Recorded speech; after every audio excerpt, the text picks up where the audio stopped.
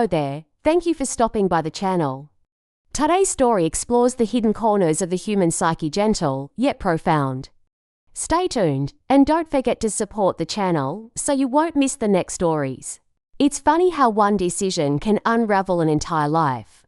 My name is Linda and I'm 33 years old. I thought I had everything figured out, at least in my own way.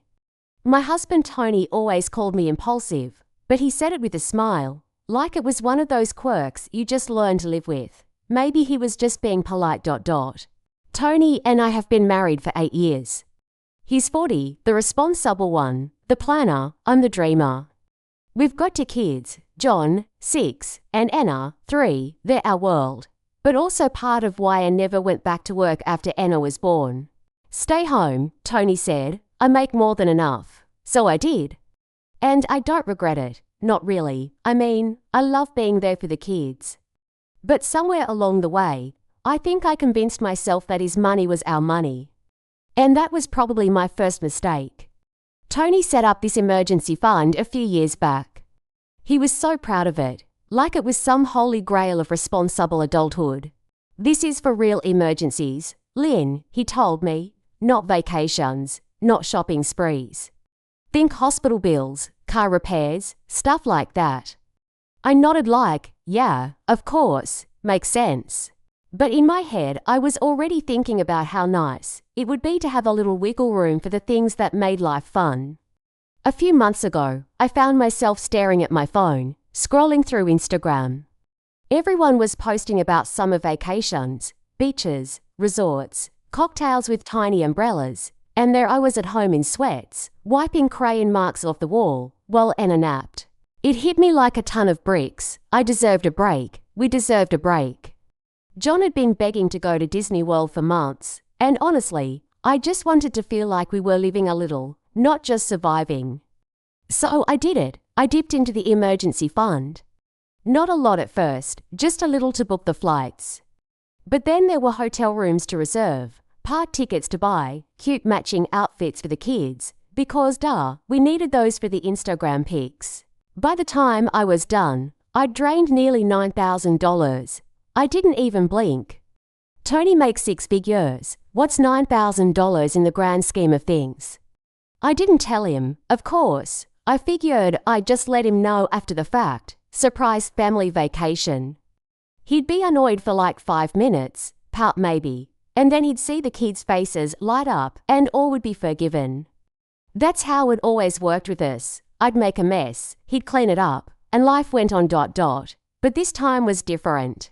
A week before we were supposed to leave, Tony found out. He wasn't snooping, he was just going over the bank statements like he always did. I was in the kitchen making mac and cheese when I heard him yell, Linda. The way he said my name, it wasn't angry exactly. It was disappointed. That made it worse.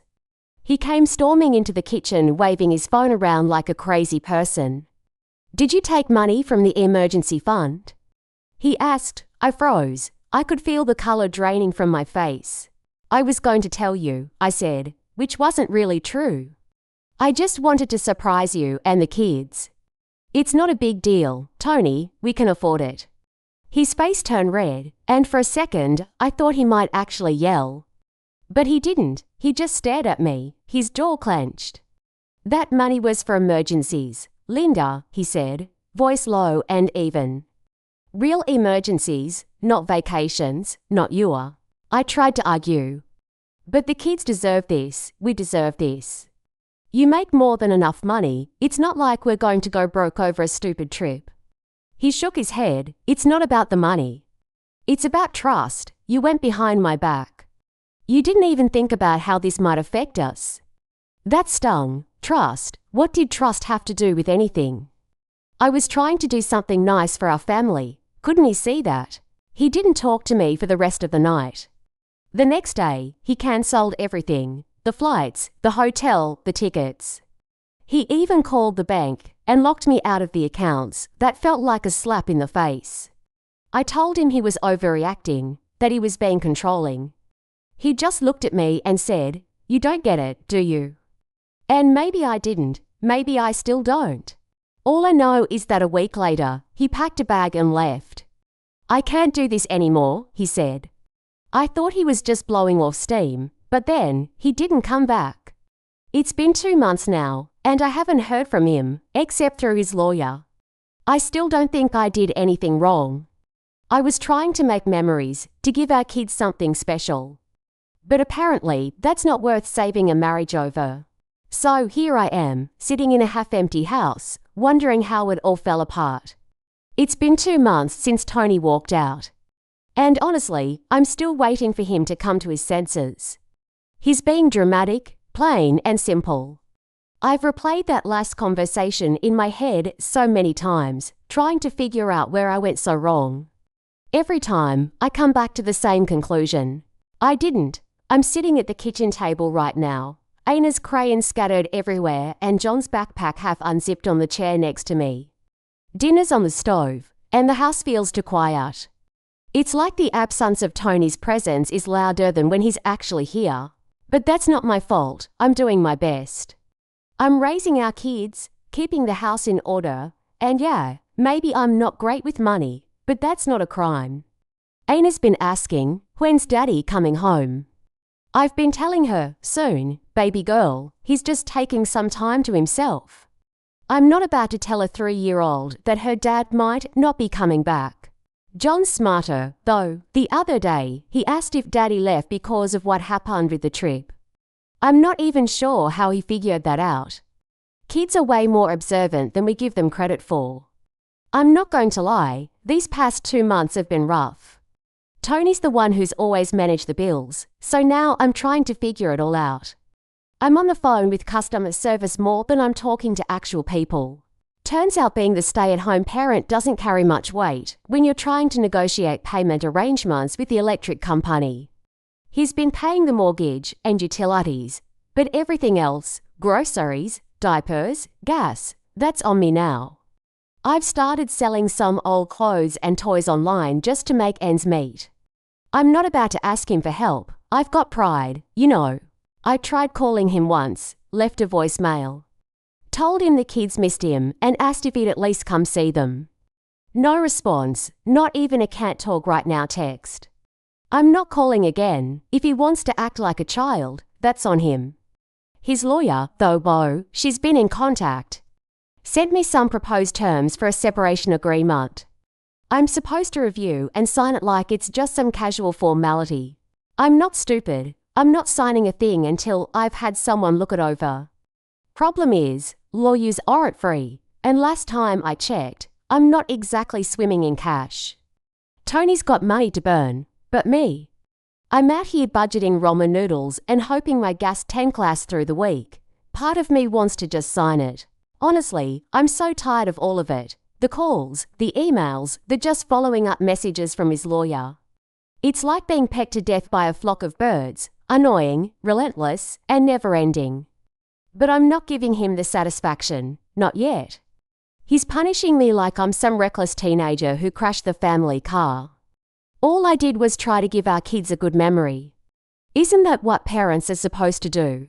John's only going to be 6 once. Aina's not going to remember these years if all we do is sit around and count pennies. I'm not going to be one of those moms who's too scared to live a little because what if something happens? Life's too short for that ... I'm tired of hearing people talk about financial responsibility like it's the be-all and end-all of marriage. You know what's more important? Joy, laughter, memories. But no, Tony's over here acting like I've committed some unforgivable sin because I dared to think about something other than savings accounts and rainy days. This, sitting in this house, kids asleep, bills stacked on the counter, and nobody to talk to but myself, that's a rainy day. Sometimes I catch myself scrolling through the photos we took on our last trip. Not the Disney trip, because that's obviously not happening, but the one we took to Myrtle Beach a couple of years ago. Aina's a baby in those pictures, all chubby cheeks and toothless smiles. Tony's holding her up, grinning like a fool, and I'm next to him doing that classic mom pose with one hand on my hip. We look happy, we were happy. I'm not sure when that changed. I've thought about writing him a letter. Not a text, not an email, a real letter, something he'd have to hold in his hands. Maybe if he sees my handwriting, he'll remember that I'm not some villain. I'm his wife, the mother of his kids. We've been through too much to just throw it all away over one mistake. But then I think, why do I have to be the one to fix it? He's the one who walked out. He's the one ignoring my calls. He's the one treating me like I'm a problem to be solved instead of a person he's supposed to love. So no, I'm not writing a letter. I'm not begging him to come home. If he wants to leave, fine. But I'm not going to sit here and pretend like I'm the bad guy. I'm doing what I've always done, surviving, taking care of my kids, figuring it out as I go. Maybe Tony will wake up one day and realize he's being ridiculous. Maybe he won't. Either way, I'll be here. Not because I have to be, but because I choose to be. It's been 2 months since Tony walked out, and honestly, I'm still waiting for him to come to his senses. He's being dramatic, plain and simple. I've replayed that last conversation in my head so many times, trying to figure out where I went so wrong. Every time, I come back to the same conclusion. I didn't. I'm sitting at the kitchen table right now, Aina's crayons scattered everywhere and John's backpack half unzipped on the chair next to me. Dinner's on the stove, and the house feels too quiet. It's like the absence of Tony's presence is louder than when he was actually here. But that's not my fault. I'm doing my best, raising our kids, keeping the house in order, and yeah, maybe I'm not great with money, but that's not a crime. Aina's been asking, when's Daddy coming home? I've been telling her, soon, baby girl, he's just taking some time to himself. I'm not about to tell a 3-year-old that her dad might not be coming back. John's harder, though. The other day, he asked if Daddy left because of what happened with the trip. I'm not even sure how he figured that out. Kids are way more observant than we give them credit for. I'm not going to lie, these past 2 months have been rough. Tony's the one who's always managed the bills, so now I'm trying to figure it all out. I'm on the phone with customer service more than I'm talking to actual people. Turns out, being the stay-at-home parent doesn't carry much weight when you're trying to negotiate payment arrangements with the electric company. He's still paying the mortgage and utilities. But everything else are groceries, diapers, gas, that's on me now. I've started selling some old clothes and toys online just to make ends meet. I'm not about to ask him for help. I've got pride, you know. I tried calling him once, left a voicemail. Told him the kids missed him and asked if he'd at least come see them. No response, not even a can't talk right now text. I'm not calling again. If he wants to act like a child, that's on him. His lawyer though, she's been in contact. Sent me some proposed terms for a separation agreement. I'm supposed to review and sign it like it's just some casual formality. I'm not stupid. I'm not signing a thing until I've had someone look it over. Problem is, lawyers aren't free, and last time I checked, I'm not exactly swimming in cash. Tony's got money to burn. But me, I'm out here budgeting ramen noodles and hoping my gas tank lasts through the week. Part of me wants to just sign it. Honestly, I'm so tired of all of it. The calls, the emails, the we're just following up messages from his lawyer. It's like being pecked to death by a flock of birds, annoying, relentless, and never-ending. But I'm not giving him this satisfaction, not yet. He's punishing me like I'm some reckless teenager who crashed the family car. All I did was try to give our kids a good memory. Isn't that what parents are supposed to do? John's only going to be 6 once. Aina's not going to remember these years if all we do is sit around and count pennies. I'm not going to be one of those moms who's too scared to live a little because what if something happens? Life's too short for that. I'm tired of hearing people talk about financial responsibility like it's the be-all and end-all of marriage. You know what's more important? Joy, laughter, memories. But no, Tony's over here acting like I've committed some unforgivable sin because I dared to think about something other than savings accounts and rainy days. I'll tell you what's a rainy day. This. Sitting in this house, kids asleep, bills stacked on the counter, and nobody to talk to but myself. That's a rainy day. Then everything changed. I got served. Not an email, not a phone call. A knock at the door from a process server handing me official divorce papers. My heart dropped into my stomach. I'd been telling myself he'd calm down eventually, but this was permanent. My hand shook as I read through it. Joint custody, division of assets, no mention of working it out. I'll never forget the part that hit me the hardest.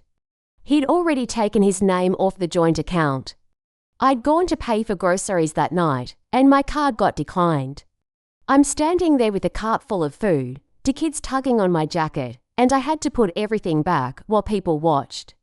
Humiliating doesn't even cover it. I'd never felt so small. That's when it hit me. Tony's not coming back. He's not going to swoop in and save me. And maybe he's right. I'd been reckless. Always thinking he'll handle it while I stayed blissfully unaware. I'd called it living in the moment, but the truth is, I've been selfish. I'm not going to lie and say I'm suddenly a new person. But I'm waking up. I've been calling around to get a part-time job. It's not glamorous, but thank you for listening until the end. Every story holds a piece of someone's truth, and maybe a piece of your own. If this touched you in any way, don't forget to like, share, and subscribe for more heartfelt stories. See you in the next video.